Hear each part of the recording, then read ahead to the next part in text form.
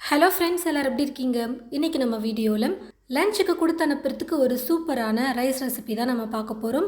கண்டிப்பாக எல்லாருக்கும் ரொம்ப பிடிக்கக்கூடிய வகையிலையும் நீங்கள் செய்யறதுக்கு ரொம்ப ஈஸியாகவும் இந்த ரெசிபி வந்து இருக்கும்.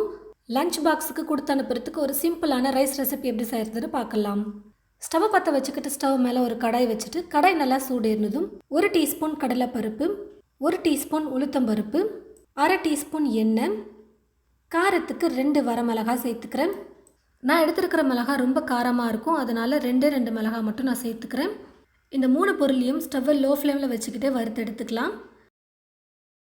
பாருங்கள் ஃப்ரெண்ட்ஸ், இந்த மாதிரி பருப்பு நல்லா பொன்னிறமாக வறுப்பட்டதுக்கு அப்புறமா ஸ்டவ் ஆஃப் பண்ணிவிட்டு இந்த 3 பொருளையும் ஒரு மிக்ஸி ஜாருக்கு சேர்த்துட்டு நல்லா சூடு ஆறுனதுக்கு அப்புறமா கொஞ்சம் ரவை பதத்தில் இருக்கிற மாதிரி பவுடர் பண்ணி எடுத்துக்கலாம்.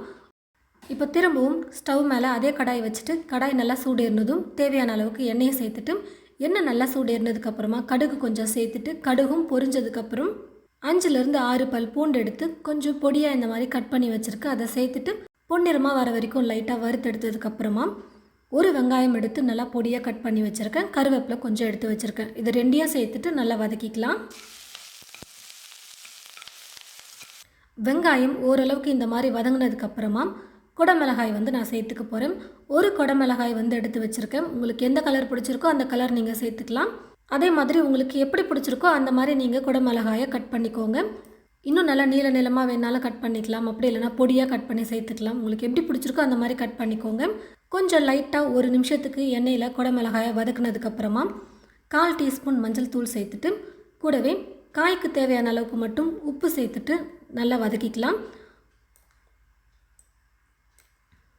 இந்த மாதிரி கொஞ்சம் மூடியை போட்டு மூடி வச்சு குறைஞ்சது ஒரு 5லேருந்து 6 நிமிஷத்துக்கு நல்லா குக் பண்ணிக்கலாம். அப்போ தான் குடமிளகாய் வந்து நல்லா வெந்து வரும்.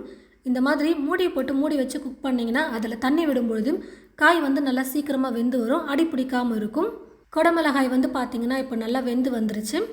இப்போ இது கூட அரைச்சி எடுத்து வச்சுருக்கிற அந்த பொடியை வந்து சேர்த்துக்கலாம். நான் ஏற்கனவே சொன்ன மாதிரி ரொம்ப நைஸாகவும் இருக்கக்கூடாது, ரொம்பவும் கொரகொரப்பாக அரைச்சிடக்கூடாது. கொஞ்சம் சின்னதாக ரவை மாதிரி இருக்கிற மாதிரி அரைச்சி எடுத்துக்கோங்க, கரெக்டாக இருக்கும். இப்போது அரைச்சி வச்சுருக்கிற இந்த பொடியை சேர்த்துட்டு லைட்டாக குடமிளகாயோடு சேர்த்து நல்லா கலந்து கொடுத்துட்டு உடனே நம்ம சாதத்தை சேர்த்துக்கலாம். நான் வந்து பார்த்திங்கன்னா ஒரு 150 கிராம் அரிசி எடுத்து சாதம் வடித்து நல்லா இந்த மாதிரி உதிரியாக வடித்து எடுத்து வச்சுருக்கேன். இப்போ இந்த சாதத்தையும் சேர்த்துட்டு கூட தேவையான அளவுக்கு உப்பு சேர்த்துக்க போகிறேன். ஏற்கனவே காய்க்கு தேவையான அளவுக்கு மட்டும்தான் நம்ம உப்பு சேர்த்துருக்கோம். இப்போ சாதத்துக்கு தேவையான அளவுக்கு உப்பு சேர்த்துட்டு நல்லா கலந்து கொடுத்துக்கலாம். பாருங்கள் ஃப்ரெண்ட்ஸ், எல்லா மசாலையும் சேர்த்து சாதத்தோடு நல்லா கலந்து கொடுத்தாச்சு. ரொம்ப டேஸ்டியாக குடமிளகாய் சாதம் வந்து ரெடி ஆகிடுச்சு. இப்போ நான் ஸ்டவ் ஆஃப் பண்ணிடுறேன். லஞ்சுக்கு கொடுத்து அனுப்புறதுக்கு இந்த மாதிரி நீங்கள் ரொம்ப ஈஸியாக சட்டுன்னு காலையில் செய்கிறதுக்கு உங்களுக்கு ரொம்பவே யூஸ்ஃபுல்லாக இருக்கும் இந்த ரெசிபி. காலையில் டிஃபனும் செஞ்சுட்டு மதிய லஞ்ச் பாக்ஸுக்கும் நம்ம கொடுத்து அனுப்புறதுக்கு செய்கிறதுக்கு ரொம்ப கஷ்டமாக இருக்கும். அந்த சமயத்தில் இந்த மாதிரி ரெசிபிஸ் செய்யும் போது உங்களுக்கு டைம் ரொம்ப சேவ் ஆகும், சீக்கிரமாக செஞ்சு முடிச்சிடலாம். கண்டிப்பாக நீங்கள் உங்களுடைய வீட்டில் இது போல் குடமிளகாய் சாதம் செஞ்சு பார்த்துட்டு எப்படி இருக்குன்னு சொல்லிட்டு மறக்காம கமெண்ட் பாக்ஸில் வந்து கமெண்ட் பண்ணுங்கள்.